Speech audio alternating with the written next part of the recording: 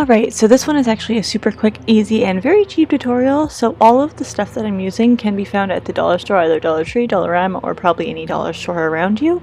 You can also get it off of Amazon, but that's going to be a little bit more expensive, I would say. But to start off, I'm taking some cheesecloth, cutting out a very small square, using a jump ring and putting that through about the center of the square, and using one of these clasps. You can use any kind depending on what kind of earrings you wear.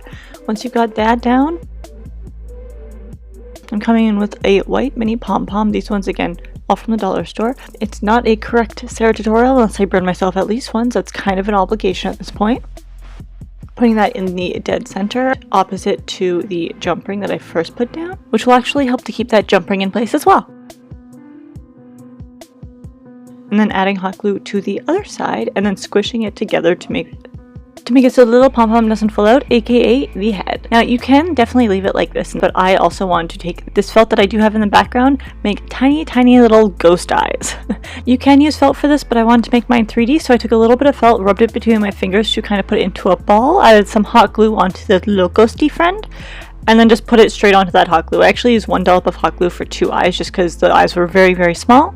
Because I wanted them to also keep a slightly spookier shape, I came in with some speed starch. Now this speed starch is usually used to put over linens or like plaid shirts, etc., to keep them into their shape. But if you put them over cheesecloth, because it's such a lightweight material, it makes them stay in place. And then of course it's cleanup time, but I hope you guys like this video and I hope you guys like this Halloween series. I'll see you in my next video.